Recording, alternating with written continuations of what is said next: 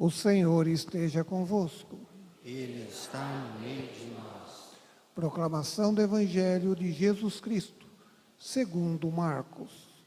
Glória a vós, Senhor. Naquele tempo, um leproso chegou perto de Jesus e de joelhos pediu: Se queres, tem o poder de curar-me. Jesus, cheio de compaixão, estendeu a mão, tocou nele e disse: Eu quero, fica curado. No mesmo instante, a lepra desapareceu e ele ficou curado. Então Jesus o mandou logo embora, falando com firmeza: Não contes nada disso a ninguém. Vai, mostra-te ao sacerdote e oferece, pela tua purificação, o que Moisés ordenou, como prova para eles. Ele foi e começou a contar e a divulgar muito o fato. Por isso, Jesus não podia mais entrar publicamente numa cidade. Ficava fora, em lugares desertos, e de toda parte vinham procurá-lo. Palavra da salvação.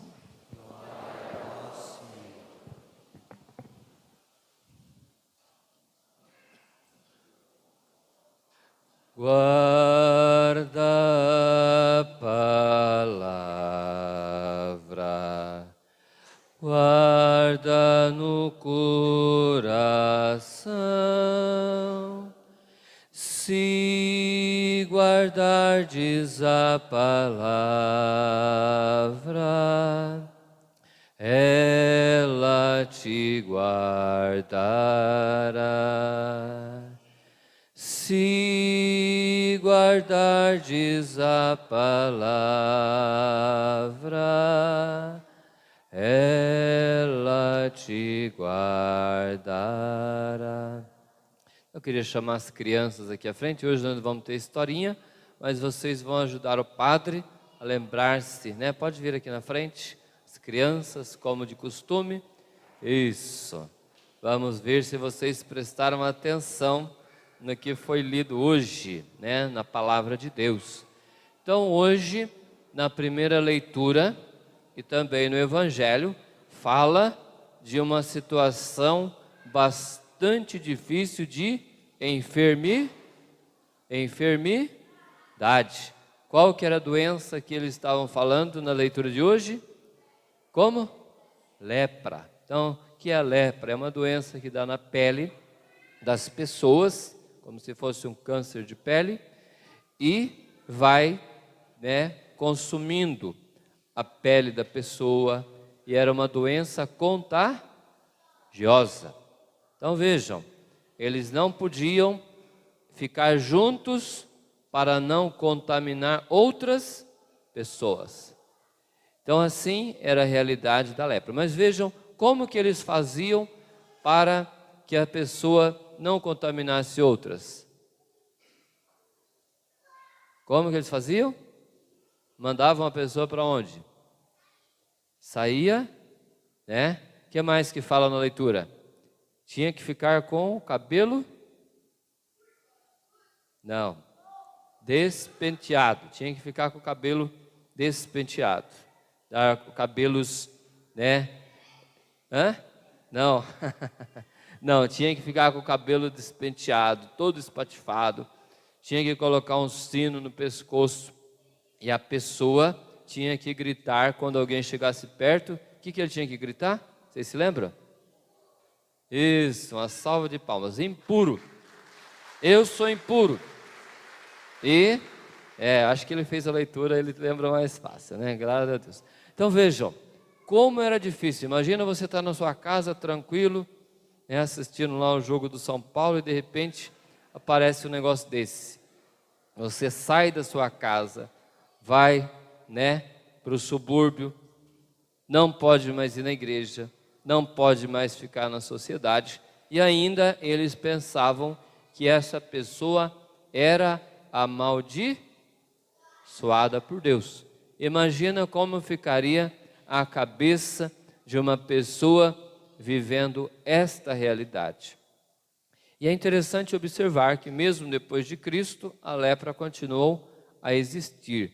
Mas vejam como que o tratamento foi diferente, né? Surgiram os leprosários, as pessoas eram colocadas no local para serem cuidadas e não isolar as pessoas e considerá-las amaldiçoadas. Assim aconteceu também com outras doenças.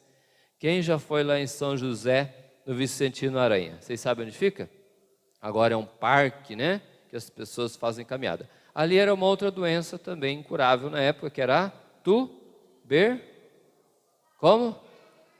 tuberculose, né? Doença pulmonar. Então ali essas pessoas eram cuidadas também pelas freiras, etc. Inclusive as pequenas missionárias surgiram a partir de uma irmã que foi contaminada com tuberculose, e ali também surgiu essa congregação. Também, se eu não me engano, Rodolfo Komorek, padre. Vejam, o tratamento da mesma doença, da mesma enfermidade, mas por quê? Por causa da visão e da perspectiva de Cristo. O que Cristo fez no Evangelho quando encontrou o leproso? O que ele fez? O que ele fez? Primeiramente, ele tocou. Antigamente não se podia tocar no leproso. Quem tocasse no leproso era considerado impuro. Mas Jesus, sendo Deus e cheio de misericórdia, ele tocou naquele leproso. E o que aconteceu com o leproso? Ele foi curado. Então vejam, e a partir daquele momento também os cristãos passaram a ter uma outra visão sobre a enfermidade, sobre também a maneira de tratar as pessoas. Nós podemos também comparar a lepra, que na época era uma doença incurável, também com algo que nós não temos como nos libertar com as nossas próprias forças, que é o pecado. Então vejam, um dos maiores males para o corpo na época era a lepra. E para a nossa vida espiritual, o maior mal é o pecado. Da mesma forma que só Deus poderia curar uma pessoa da lepra, só Jesus, só Deus é que pode nos libertar dos nossos pecados. Da mesma forma que nós devemos ter todo cuidado para não sermos contaminados com uma doença grave, nós também devemos ter cuidado para não sermos contaminados com o pecado. Por isso que vocês estão na catequese desde cedo, para aprender a conhecer o amor de Deus, mas também evitar o pecado. Porque se a lepra, câncer, as doenças podem atingir o nosso corpo, o pecado pode prejudicar a nossa alma por toda a eternidade. Por isso, ontem estávamos lá, vários pais, padrinhos, fazendo o curso de preparação para o batismo. Não é isso? O que o batismo faz em nós? O que o batismo faz em nós? Oi? Isso, uma salva de palmas, livra do pecado original. Então vejam, a liturgia de hoje fala da purificação. Então, o maior mal que nós precisamos evitar é o pecado. E através do nosso batismo, Deus vai nos purificando. E durante toda a nossa vida, nós precisamos fugir das doenças do nosso corpo, mas também fugir do pecado e buscar essa proximidade com Jesus. Então essa proximidade com Jesus é que vai nos libertar desse mal. Hoje também nós celebramos Nossa Senhora de... O que nós falamos aqui? Hoje é dia de Nossa Senhora de Lourdes. Nossa Senhora de Lourdes apareceu em qual país? Onde que fica Lourdes? França. Olha que bênção. Apareceu a uma menina chamada Bernadette. Então vejam, no ano de 1854 tinha sido proclamado o dogma da Imaculada Conceição de Maria. 4 anos depois, ela que não sabia nada dessas coisas, era algo muito novo, e Nossa Senhora aparece para ela se apresenta como a Imaculada Conceição. Então vejam que a Imaculada Conceição é esse título de Maria, porque ela foi concebida sem pecado. Então vejam, lá em Lourdes aconteceram e acontece muitos milagres, muitas curas até hoje.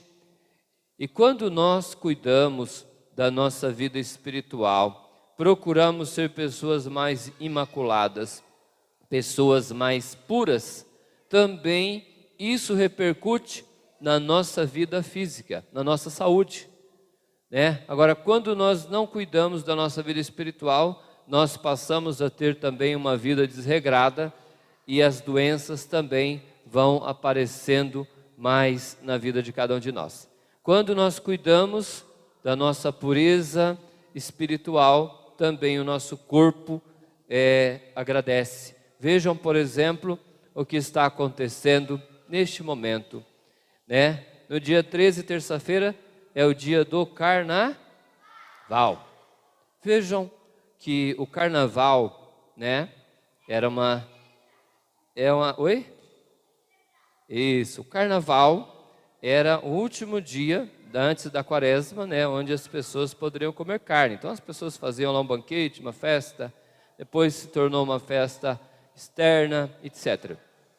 Mas vejam, quanta criatividade, né, as roupas tão bonitas, etc. e tal, os temas que estão desenvolvidos, né, às vezes uma crítica social, etc.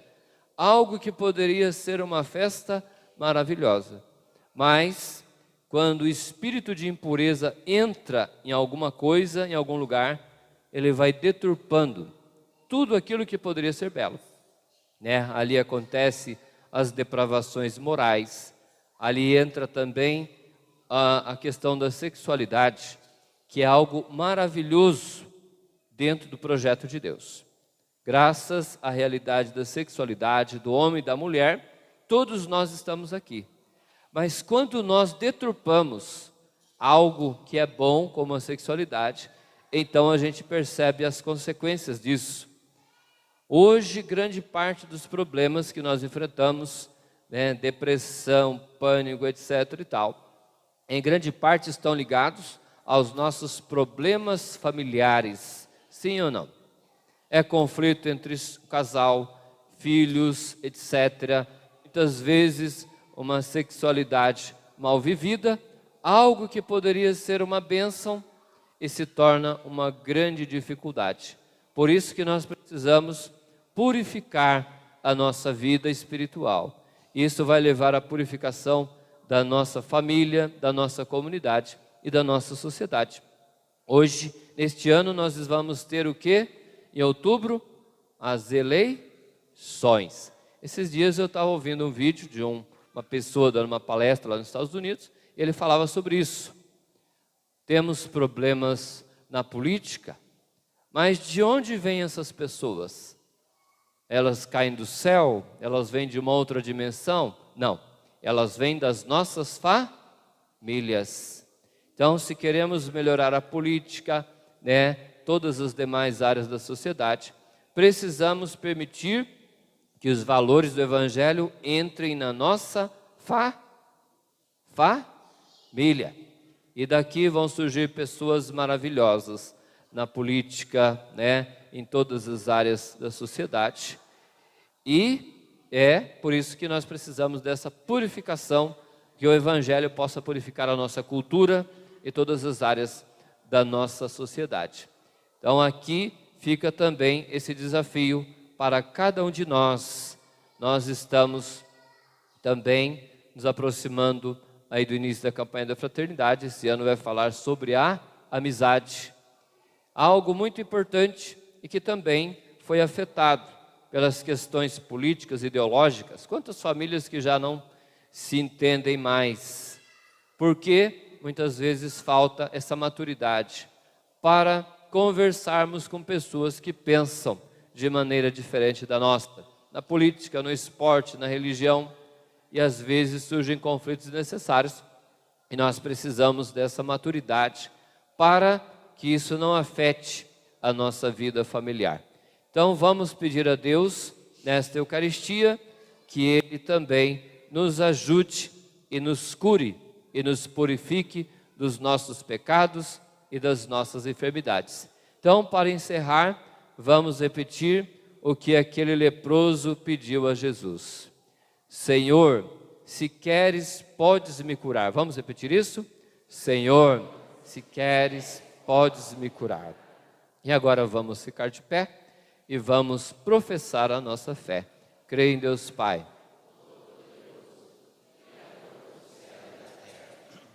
e em Jesus Cristo, seu único Filho, nosso Senhor, que foi concebido pelo poder do Espírito Santo, nasceu da Virgem Maria, padeceu sob Pôncio Pilatos, foi